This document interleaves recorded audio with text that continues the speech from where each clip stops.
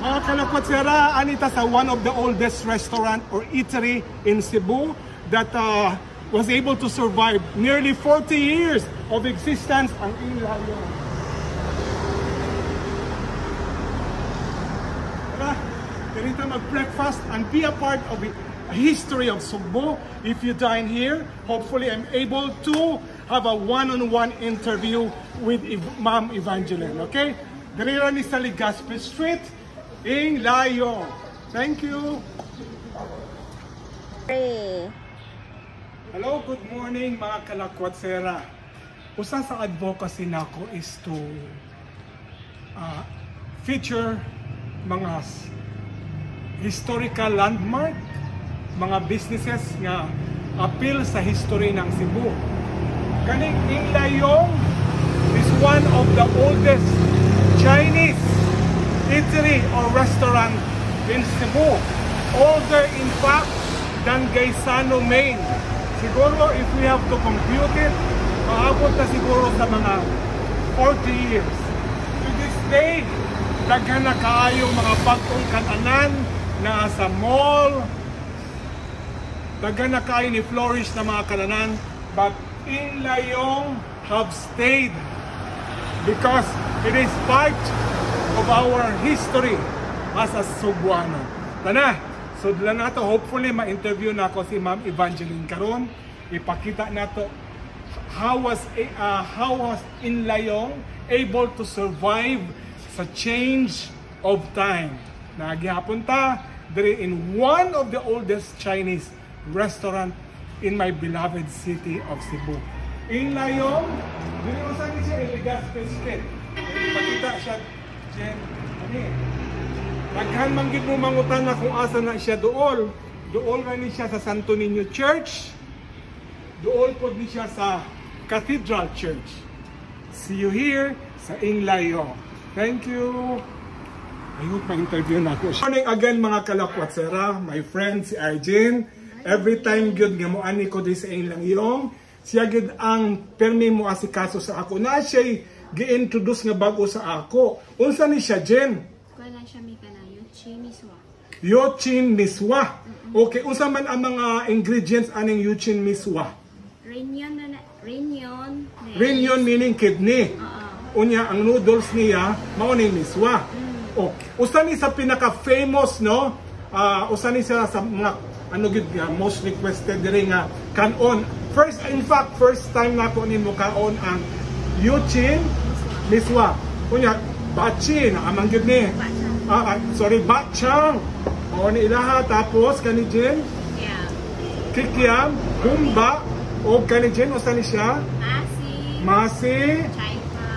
Chai pao. Empanada. Diri ni sa Inlayon, no? Pag mo order mo kay na mudawat man sila online order. Unsa ka po cellphone number Jen? 0906 700 4224. Balikan nato dyan na. 0906 700 4224. Landline na ata, Jen? O sa landline number nato? 255 8852. Kana, mas daghan sa ilaha ang mo-order mo. Nang daghan kay mga auto dira nga park, no? Mo pick up sa ilang mga order. If you want authentic Chinese dishes na murag dili na karon masyadong i-offer, no? Mao nang I want this to be preserve kani bitaw ang mga pagkaon nga part na sa legacy of Filipino or Cebuano Chinese kay basin kung mamatay na ang legacy ani kay daghan na kay mga fancy nga mga pagkaon dirita sa Inlayon para ma-preserve yun nato ang mga traditional Chinese dishes. Inlayon sa Legazpi Street na ni Jen, no? Jen, naabatay Facebook ang ato Inlayon? Naasad ni. O saman, ang Facebook, ang Inlayon Food Center. Okay. Pag muani mo diri pangita si Arjen, usang orasa ta mag-open, Jen? 7:30 in the morning. Open na sila until what time? Na-close? 7 sa gabi. Pero kadaghanan gyud dire as I have noticed naay mga auto nga mo pick up sa ilang orders. Try kung dili mo makaani dire, pag order mo kay the best. Aside from the best, traditional good ang pagluto. Kani excited ko ani kay first time nako makasuway. Jen, thank you kaayo Jen ha. Okay, thank you mga kalakwat sa try the authentic Chinese dishes. There is sa Inglayong Food Center. May buntag. Thank you, Jen. I vow to myself na pag moabot galing 50,000 ako followers, mo focus na ko sa ako advocacy. Unya usa sa mga advocacy nako is to preserve the history of Cebu, not just mga tourist destination, apil na ang pagkaon. Kay kung dili nato ni ma-preserve, magkahinay-hinay na siya, mamatay ang storya. Unya ang mga kabataan karon mga limot na sila. Malimot na sila kay naa na may bag-o nga nitubo. Pero kana mga bag-o na tubo, dili na sila mutubo kung wala nagsugod sa istorya. Kung asa nagsugod. Because I am sitting right now with this lady that I truly respect, apil na sa ako advocacy, the empowerment of a woman, si Ma'am Evangeline, no? So, termin ako gaani dire, but may kong mo request og sit down interview, but daghan gyud siya nag-request because people are kanang curious kay sila Ma'am Evangeline na kaning Inglayong ba daghan na kay mga kananan sa Cebu na malls na daghan na kay klase-klase ngano na-survive na to this very day. Pila na katuig ang Inglayong pero naagyapon siya. Ang ako first pangutana Ma'am Evangeline sa imo, pila na katuig ang Inglayong as a restaurant? 34 years mga kanakwat sila. Sa 34 years nga existence ng Inglayong, unsa man ang nakita nimo na kausaban sa pang-ano ba sa kananan karon sa nakita nimo o sa man imo nakita ma'am o sa mga kausaban walay kausaban parehas ra gihapon. What do you sa akong mana sa akong mother-in-law? So kinsa man gyud ang nagsugod sa Inglayong ma'am? Akong mister o akong mother-in-law. Is your mister still around? Munong he passed away. away. So tribute to your mother-in-law. O saan pangalan sa imong mother-in-law, ma'am? Go Shio King. Siya gyud gusto mo. Ho Shio King. Go Shio King. Siya gyud ang nagsug. Pati ni mga pagkaon, no? Iya gyud na mga ingredientes. Batsang akong mister. Ang kaning batsang, this is very famous mga kalakwat sir. Sa iyang husband. Kanus ang namatay ang imong husband? 2003. 2000. After that, ikaw na ang ni-assume. Was it hard sa sinugdanan? No. Dili siya kay passion sad nimo. So meaning to say, sa kaminyuon nimo sa inyong husband, nagsige na mo business ani. No? Nahinumduman ako high school pa ko ma'am. Muagi man gud diri sa akong papa. Although di ko mukaon diri, mupalit bitaw mi ka ng take home. Ang kadaghanan man gud diri mga kalakwat sir. Take home. Makita nimo pag New Year, galin niya ang mga sakyanan nila para mukaon mo or matilawan ng ilang pagkaon. But ako, since I'm very particular sa kanang ambience ba, ma-feel good na ako ang ako history, mao nang diri ko mukaon. Ma'am, unsa ang formula nga na survive nimo ang pila ka tuig, no? Unsa man ang formula sa sekreto nga na survive nato ang change of time sa mga kaanan? Walay change, walay po mo na si Lord. Ang Ginoo. Ang Ginoo gyud, no? So kay ikaw man gid hands-on ani, no? Nagaluto, ikaw sa hands-on ang gaasikaso sa mga customer. So, ma'am, pangayo ko og kanang advice sa imuha sa kanang mga beginner, sa kanang gusto magnegosyo kananan, o sa man ika-advise nimo?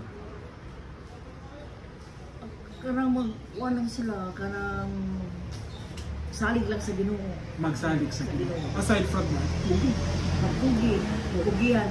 Siya gid mismo unay magkarbon, magluto, magunsa survive yun sa mag-asikaso gud sa magluto-lutoon diri. Dili isalig sa ubang tao. Dili isalig sa ubang tao. Ikaw gid mismo.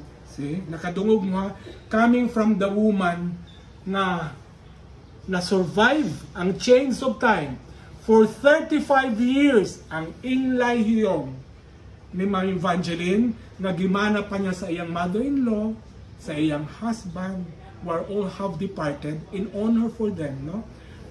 Ako, I'm a bit emotional kay apil manggod ko sa istorya ani nga when I was in high school ang ako papa magpa-take out niya. My father passed away, matay na ako papa in 1993. Gusto ko mabalik kay mas maayo manggod na mabalik ta para tam dili malimot kung asa tagikan. Mao gyud ang leksyon nga ako natun-an kay kita tanan materialistic naman kay mga tao sa kalibutan karon. Usahay malimot na ta mo respeto kung asa tagikan, mo respeto sa kultura o tradisyon ng Sugbo. Mao nang reason nga ako gid ni sila i-preserve, ako gihapon gina-feature sa ako social media platform para katong mga tao nga nakasuway ani di sila kalimot unya kanang wala kaila ako sila gina-introduce sa inyo ha. One of the oldest eatery, Chinese, authentic Chinese na restaurant sa Sugbo who has been with us for 35 years, ang Inglayon. Ma'am, thank you.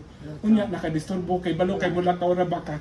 Thank you niya. Permission nga ato ni siya i-post karon ha para makita gyud sa tibuok kalibutan because I am very proud nga sa edad ko nga 62 na gihapon ko na exclusive pag yun nako interview si Ma'am Evangeline ug makipakita na ako sa Sugboanon nga here comes a Chinese restaurant who was able to survive the change of time sa Sugbo for 35 years.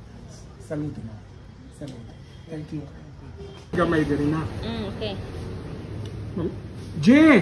Ay Jen, usap pangan ani Jen nga miswa Jen? Yuchi Miswa.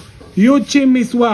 Many times na nga ano sa ako, gi-recommend sa ako kay mauni siya ang best seller diri sa Inglayong. First time naka-timing gyud in taon ko na as early as what time is it?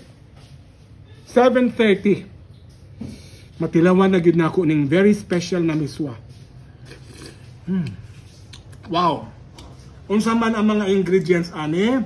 Of course, ang noodles nga miswa ug ang intestine sa baka o ni sa baboy, J? Sa baboy. Sa baboy. Wow.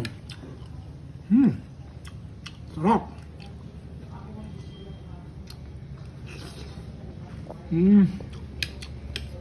Wow. Just imagine na intestine siya pero wala smell. Instead, ang imo mas smell ang flavor ng onions. Marami. Kani italawan yun ninyo, but you have to come early kay dali kay ni mahurot.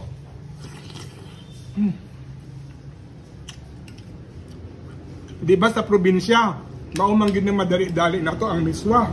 But this one, lahi yun yung Chinese dish, no?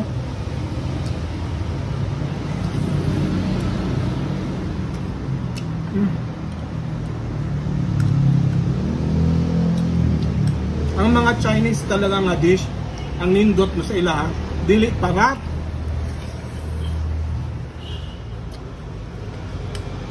Just like this one. Usan na niya siya ka-complete meal. Una-una-on.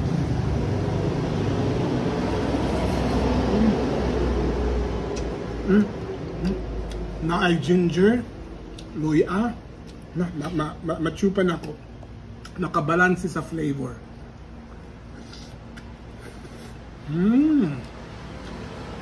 Wow, thank you. Okay, by the way mga kalakwatsera, kani order lagi di ay siya. Dili na ninyo over the counter nga ano no, makaon. Kay mga specialty nila nga pagkaon nga miswa, order na mo. Pwede tigpila mang order ani day mag-order. 120. 120 pesos. Kay ano na, I think kuti siguro nila nga lutuon for them. At the same time, dili sila over the counter available. Mag-order mo aning very special miswa.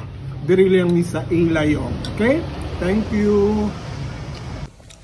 Specialty ng Inglayong ang bakchang. Basta na ako sa Inglayong, maugid ni siya ang ako gina-request because they have the best bakchang in Cebu that you need to try. Kinahanglan yun nga dapat masuwayan yun ninyo ang bakchang only Inglayong can provide. No one beats the taste ng bakchang sa Inglayong.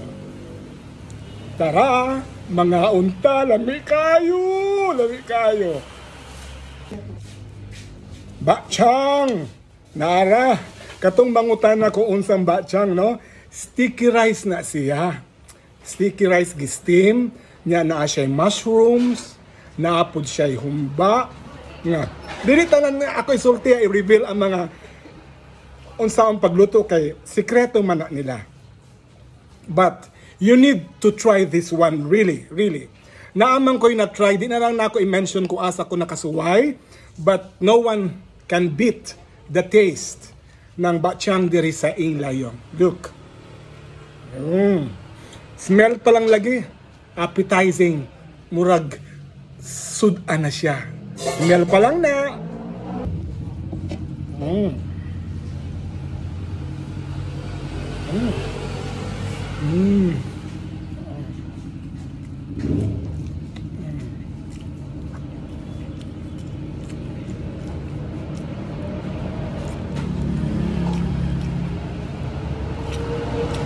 Wow! Lami kayo.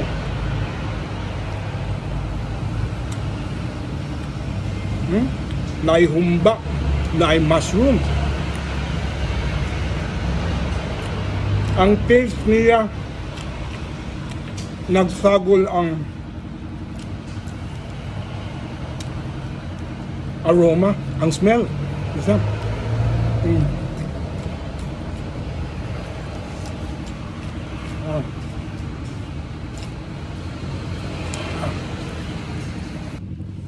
Kani heavy na ni siya sa stomach, ha? Kay baw naka-sticky rice siya. Usa na ni siya ka meal actually, complete meal. Yeah. Wow. Grabe. Unya mag-overload ta, ha? Dire sa din nato ni matilawan lang sa Inglayong.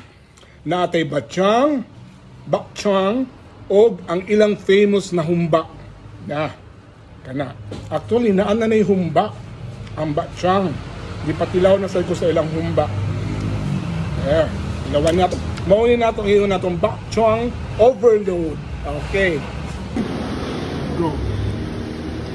Mga kalakwatsera, diri sa Inglayong, diri lang mga food for dining ang inyong matilawan.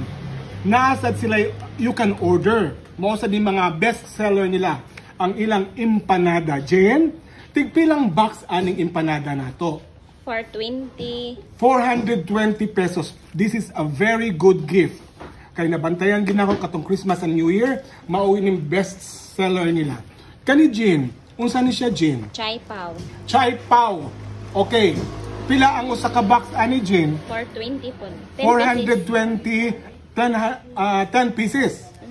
Ang usa nga lami kaayo nga very authentic nga Chinese siya nga masino. Pilang box ani Jim? 220. 220 pila ka book ang sulod? 25.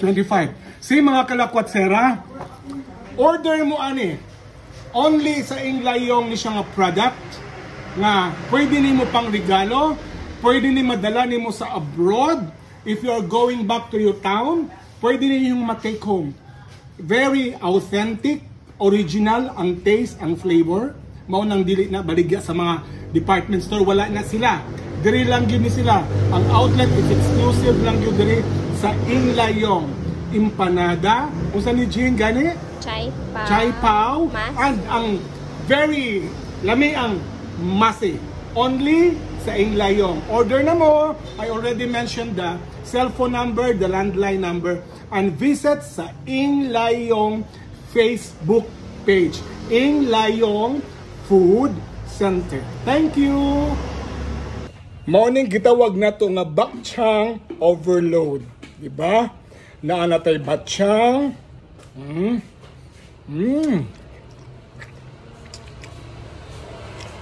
ang ilang famous na humba.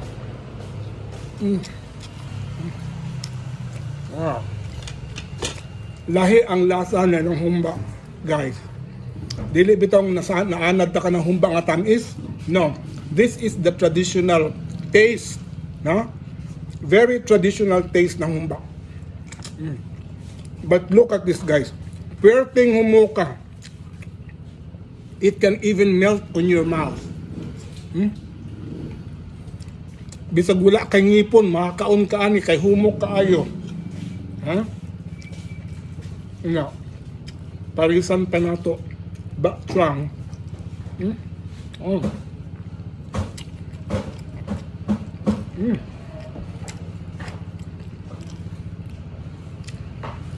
You should try the humba. Traditional na humba. Ang ilang flavor, ang ilang pagluto.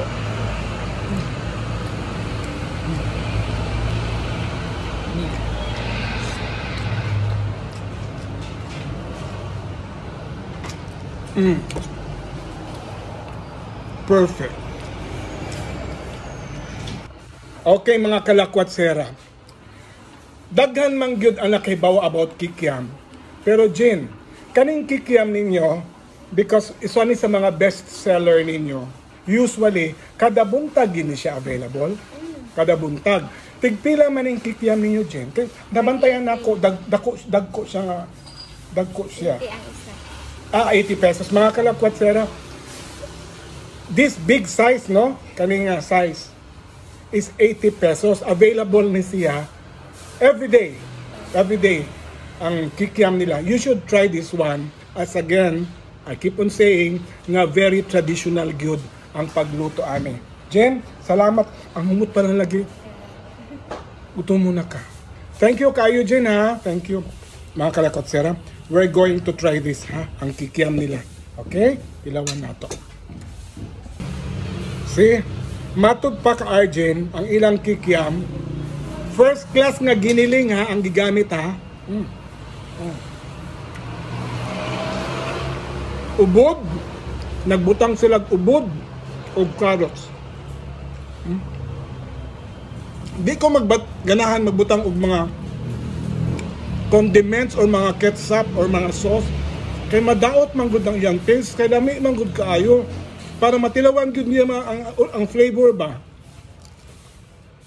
Sumukaon kog kikiam without rice,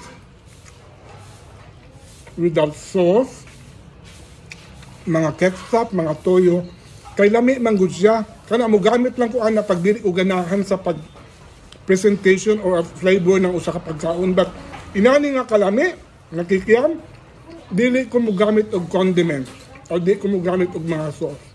Not even rice. Lanlano nila ako kalami kaayo.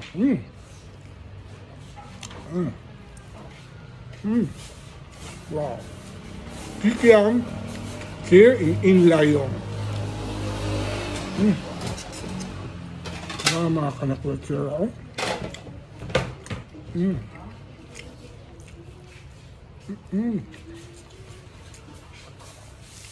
Wow.